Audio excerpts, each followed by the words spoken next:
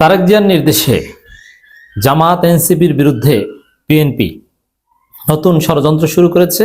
BNP দেশে পরিকল্পিতভাবে ঠান্ডা মাথায় অস্থিতিশীলতা সৃষ্টি করার চেষ্টা করছে, পরিবেশ বিঘ্নিত করে বরং নির্বাচন পিছিয়ে আওয়ামী লীগকে সাথে নিয়ে নির্বাচন করতে চায়। এজন্য তারেক জিয়ার নির্দেশে, ইন্টারপাস তারেক জিয়ার নির্দেশে বিএনপি দেশব্যাপী হিংস্র হয়ে উঠছে। বিএনপি অসভ্য বর্বর আচরণ করছে, নারীদের লাথি মারছে, তাদের হামলা করছে। জামাতের বিরুদ্ধে অপপ্রচার তো আছেই। অপপ্রচার এটা ফৌজদারি অপরাধের মধ্যে পড়ে না, দ্যাটস ডিফারেন্ট। বাট বিএনপি সরাসরি জামাত নেতাকর্মীদের উপর হামলা করছে, এমনকি জামাত সমর্থিত প্রার্থীর উপরও হামলা করছে।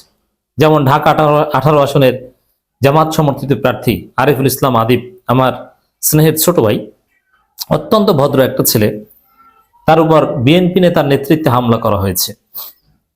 বিভিন্ন জায়গায় মাইক চুরি, মাইকের কয়েলের তার চুরি, নারীদের উপর হামলাটা তারেক রহমানের বিশেষ পরিকল্পনা মাফিক।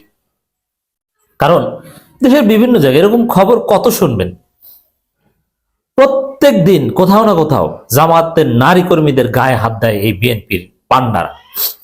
যারা মায়ের জাত নারীদের গায়ে হাত দেয় ওরা জারজ। আমি চ্যালেঞ্জ দিয়ে বলছি, ওদের বংশ পরিচয় খুঁজেন, দেখবেন যে ওর বাবা মার বিয়ের সব 4 মাস 5 মাস 6 মাস পর ওর জন্ম হয়েছে। কারণ কোনো বৈধ সন্তান নারীদের গায়ে হাত দিতে পারে না, তাও আবার পর্দানশীল নারীদের গায়ে। অভিজাত এলিট নারীদের গায়ে হাত দিচ্ছে ছাত্রীরা, শেষরা, অশিক্ষিতরা। এটা কেন করছে? বিএনপি জানে না এটা ঠিক না? জানে। তারেক রহমানের নির্দেশে এটা করা হচ্ছে। তারেক রহমান নারীদের উপর হামলা করতে বলেছেন, তবে তারেক রহমান থামাচ্ছেন না কেন?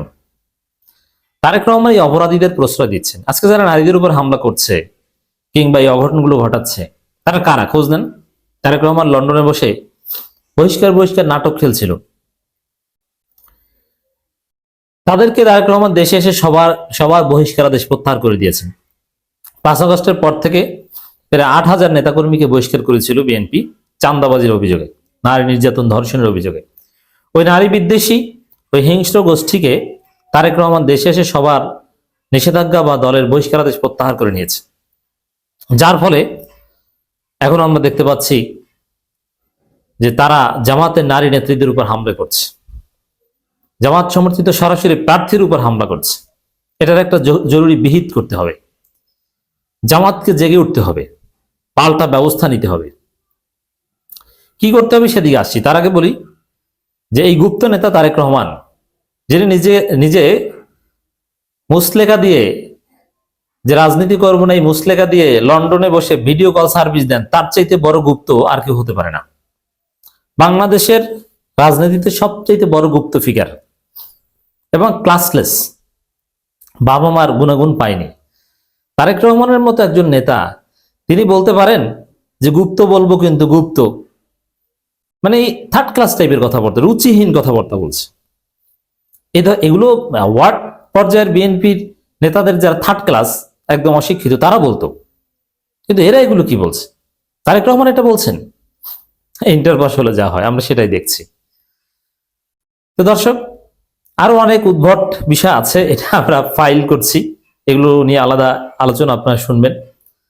তারেক রহমান এখন রাজনীতির হাস্যরসে পরিণত হয়েছে।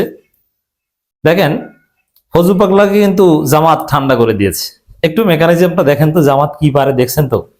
ফজু পাগলার কোনো ফাইজলামি দেখেন। ওই যে জামাত ট্রাইব্যুনালে নিয়ে জামাতের আইনজীবীরা যে নাকানি চুবানি দিয়েছে, এরপর ফজু পাগলা ট্রাইব্যুনালের বিরুদ্ধে বলা তো দূরের কথা, জামাতের বিরুদ্ধে কিছু বলে না। এরকম সাইজ সবাই হবে, নির্বাচনের আগে সব সাইজ হয়ে যাবে। ওই যে SM খালেদুজ্জামান বলেছে না, সবাই সাইজ হয়ে যাবে। হ্যাঁ, সাইজ হয়ে যাবে। তো দর্শক, এই তারেক রহমান তার নির্দেশ ছাড়া ধারাবাহিকভাবে জামাতের নারী কর্মীদের উপর এই জারজদের হামলা হতে পারে না। অবশ্যই দলীয় নির্দেশনা আছে, দলীয় নির্দেশনা আছে যে তার প্রমাণ দেখেন। লন্ডনে বসে তারেক রহমান সাধু সাজার চেষ্টা করতেন যে আমি এটা জানি না, দেশে আসলে ঠিক হয়ে যাবে, চাঁদাবাজি এটা তো এটা করে, ঠিক আছে, আমি তো বহিষ্কার করছি, এরকম অনেক কিছুই বলতো, তাই না? এরপরে আবার আপনারা ভাবতেন এই যে জামাতকে রাজাকার বলে গালি দেওয়া, আওয়ামী লীগের প্রশংসা করা, নানান কিছু, আওয়ামী লীগকে বৈধতা দেওয়ার চেষ্টা করা, এটা মনে হয় ফজু পাগলা, ফখরুল এরা অতি উৎসাহী হয়ে বলে, কিন্তু না, ওটা তারেক রহমান এর চাইতে নিকৃষ্ট ভাষায় বলেন।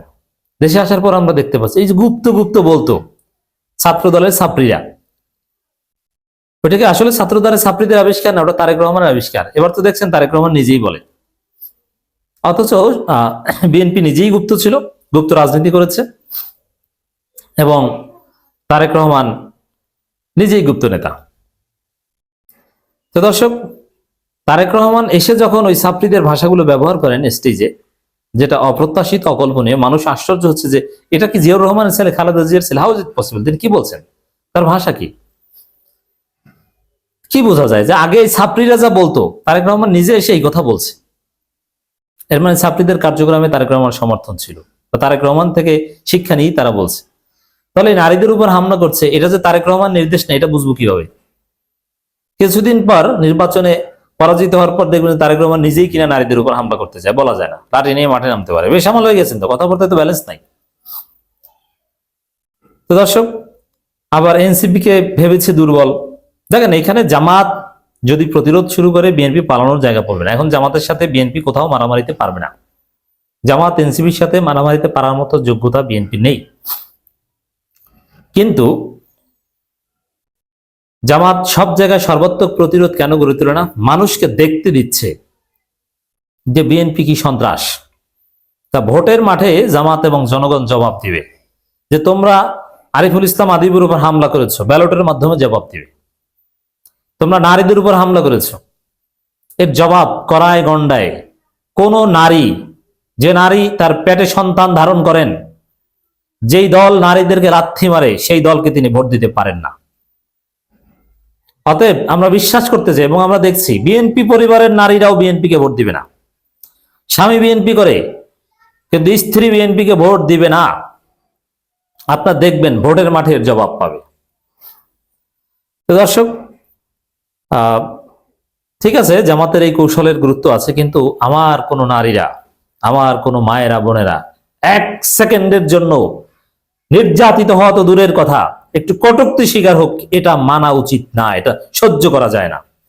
অতএব আমরা জামাতকে স্পষ্টভাবে বলছি, আজকে থেকে জামাতের নারী কর্মীরা যেখানেই ভোট চাইতে যাবে, তাদের নিরাপত্তার জন্য শিবির এবং জামাতের লোকজন আশেপাশে থাকবে। কেউ যেন তাদের দিকে চোখ তুলে তাকাতে না পারে। তাদেরকে ধরে জামাতের লোকজন পুলিশে দিয়ে দিবে, 999 কল দিবেন। এবং এই যে নারীদের উপর হামলা বিএনপির, এটা যে তারেক রহমানের নির্দেশনায়, তারেক রহমানের কাছের লোকজন এটা স্পষ্ট বলছেন, উস্কানি দিচ্ছে। যেমন জামাতের নারীদের বেঁধে রাখার কথা বলছেন এবং পাপিয়া বলছেন যে 999 কল দিবেন, এটাই তো উস্কানি। এই যে আমি দীর্ঘক্ষণ আলোচনা করছি, একবারও বলেছি যে বিএনপি নারীদের ধরে বেঁধে রাখ, কারণ নারী বিএনপি হোক আর আওয়ামী লীগ হোক, যদি কোনো আওয়ামী লীগ নারীও আমার কাছে আসে ঝগড়া করতে, আই স্যালিউট হার, বিকজ তিনি নারী।